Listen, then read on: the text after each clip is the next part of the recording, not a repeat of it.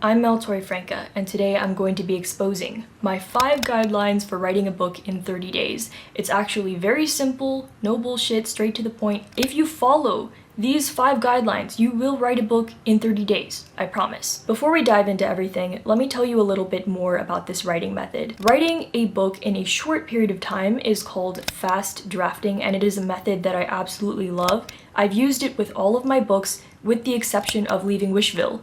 But guess what? Leaving Wishville took me forever to write. It was my first book. I worked on it very, very slowly. I would write and then edit, write, edit, scrap. If you relate to the challenge that I just described, then I think the fast drafting method is definitely going to be the solution for you. Quick disclaimer, I'm going to be gearing a lot of my examples in this video for participants of NaNoWriMo, but regardless of whether you're writing 50,000 words in 30 days, these 5 things can be applied to the fast drafting method, and honestly, many other challenges that you could take part in as well. Let's move into the first rule of these 5 guidelines to follow to write a book in 30 days, and that is to stop making excuses. If you're going to be participating in something like NaNoWriMo, where you write a lot of words in a short amount of time, you really cannot give yourself the opportunity to come up with excuses, because if you create excuses, you will use them.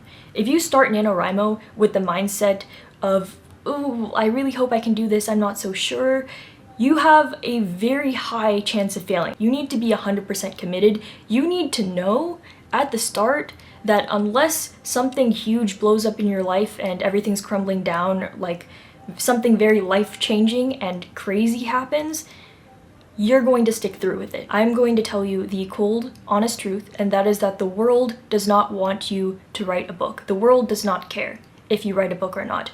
Life will keep moving on. You will be invited to things, you will have other things you'd rather do, you will be bored. There will be a lot of things that pop up in this 30 days or whatever your deadline is that you've set for yourself. There will be distractions and challenges that you face, and if you give yourself an out right at the start of the challenge, like, "Oh, I really hope that doesn't distract me," it's going to distract you. You have to know at the start that you want to do this, and that despite whatever challenges are thrown at you, you are going to get through them. Writing is a lot of hard work. It is not easy. It is not glamorous. A lot of published writers did not have tons of free time to just sit down and write their books. They had to squeeze in the time. They had to learn how to be consistent with their work to the point where they could actually finish the manuscript and finish their edits. The way I like to think about it is that if you really, really want to write a book, you will write a book. You will make the time, you will put in the effort, if that's something that you really truly want. And know from the start that you are going to write a book. You're not even going to try to write a book, you are going to write a book. Stop thinking about all of your worries about whether or not you can do this. Believe in yourself, and know that you have complete control over whether you finish this book or not. Second one, now this one is a little bit more technical, and this is to think daily, not monthly. Let me explain. With the challenge of NaNoWriMo, the goal is to write 50,000 words in 30 days, and I think this is framed really, really poorly. Why? A lot of people who start the challenge of NaNoWriMo quickly become overwhelmed by how much more they have to write by the end of the month, and trust me, I've gone through the same thing as well. I propose a new way of looking at the challenge. Many challenges are not framed in the same way of NaNoWriMo. Let's look at INKTOBER, which is somewhat similar. During the month of October, a lot of artists participate in a challenge to create one art piece every day for 30 days. Or 31 days, I guess. The challenge is focused on the daily aspect rather than a certain overall goal in 1 month aspect. Other challenges, like let's say waking up at 6 a.m. for 30 days or going off of social media for 30 days, if you miss a day, you fail the challenge. It's that simple.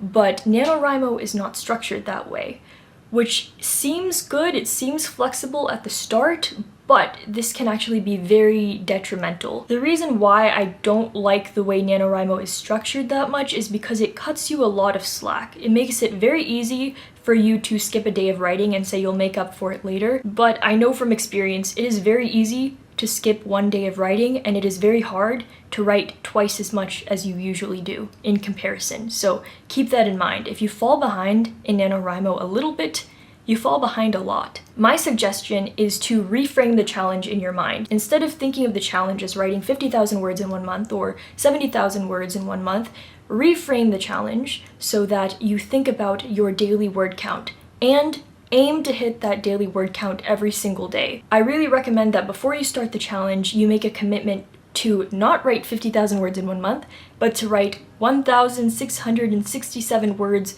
every day. Like other challenges that are based on daily activities, this is going to help you stay consistent and build a lifestyle of writing daily.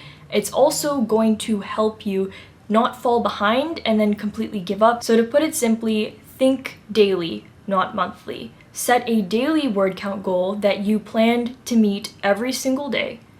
And don't think about how much more you want to write in the month. Just focus on hitting those daily word count goals, and you'll keep your mind in a healthier place, trust me. Rule number 3, remember that you are not a superhero. I cannot tell you how many times I have written crazy amounts of words in one day, like 10,000 words in one day, just because I was feeling super motivated, and then for like the next 3 days, I don't know what to write. It happens.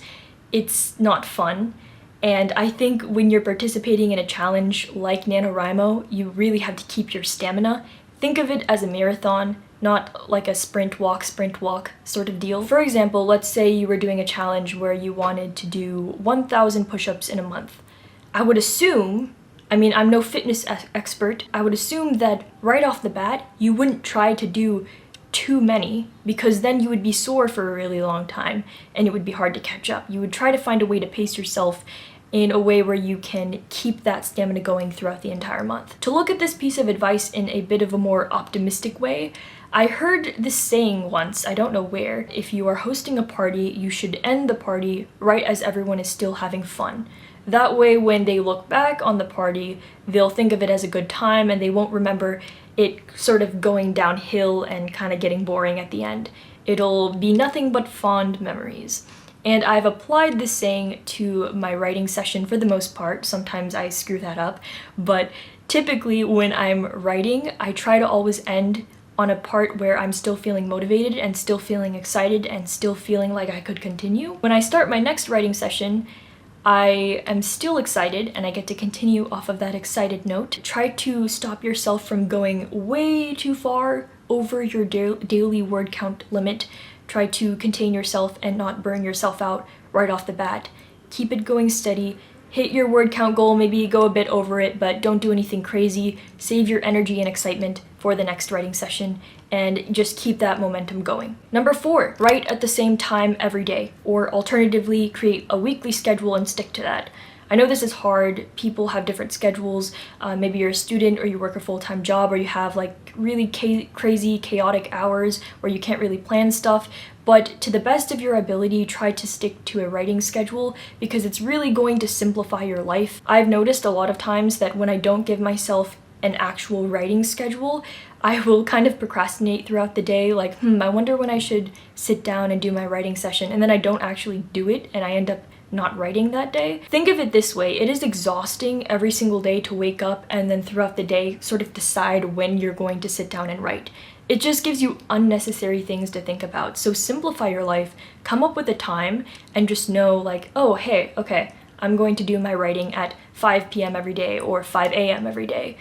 As an example, when I was a full-time student in high school, I would allocate 30 minutes every morning to writing before school, and then I would work on the book later in the evening after I completed all of my homework, whenever that time was. Try to find something that works well for you and your schedule, and it may not be possible to stick to it perfectly all the time, but just do your best. And just having that schedule there is going to hold you accountable. It's going to help you stay consistent and stay committed, so I highly recommend it. Now we are moving on to the 5th and final rule, and that is to accept that your work is trash. And I don't mean this in a bad way, because it's okay if your writing is trash. In fact, it's great if your writing is trash, because at least you wrote something. This is work that you would otherwise not have even written in the first place, so it is just incredible in itself that you have written something, no matter how horrible it may be. Set your expectations for whatever you're going to write during the period of the challenge low. Set them low. Don't put any pressure on yourself to write good stuff. It's going to distract you, it's going to make you feel bad, and it's going to waste your time. Just don't think about the quality of the work and just focus on getting shit done. As part of this 5th rule, do not, under any circumstances, read, edit, or rewrite anything from yesterday. Just don't do it. After your writing session, just accept that you won't reread or even see those words until the next month or whenever this challenge is over. Do not expose yourself to yesterday's work at all. If you want to write a book fast, if you want to get this book done fast, stop looking at the stuff you've already written and focus on what you have left to write. I also think it's very important to eliminate any triggers of your writing insecurities. For example, if you're the type of person to read a published book and then feel insecure about your own writing style, just do not read during the period of the challenge. Do not read while you are writing if reading makes you insecure about your writing. It's very simple. This goes for any other things that may make you feel insecure about your work. Avoid those things for the period of your challenge if you know that they bother you. Focus on the writing and cut out all of the other nonsense. Don't let your emotions and insecurities get in the way of just finishing the work and finishing this challenge. After the first draft is done, that's when I sort of get more flowy with my process and kind of edit as I see fit. One way that I like to look at it is that writing the first draft is making the clay, and the editing process is molding that clay into something beautiful. Yes, your first draft may be a stupid blob of clay, and it's disgusting, and it's nothing, it's not a piece of art, but through the editing process, you will mold it into something beautiful. If you never make the clay in the first place, you will have nothing to work with. That's the problem I went through with so many of my other books. I just didn't have a solid first draft, and without that, what do you do from there? It's just this constant cycle of not knowing what comes next in the story and constantly replotting everything, and it's chaotic. So there it is. I have exposed my strategy. These are the guidelines that I follow for every single new book that I write. I really wanted to make this video more geared around mindset because honestly, I think that is the most important thing when it comes to writing a book. If you are not actively trying to follow these 5 guidelines while working on a fast drafting challenge, I really think you're doing yourself a disservice. If you have the right mindset and you're committed and you're holding yourself accountable and you're setting a time to write every day, I genuinely do not see how you can fail at meeting every goal you want to meet, like I said, unless something literally blows up in your life. Good luck with NaNoWriMo for those of you who are participating, and if you enjoyed this video, don't forget to like and leave a comment below about what you're currently working on. I'd love to hear. See ya.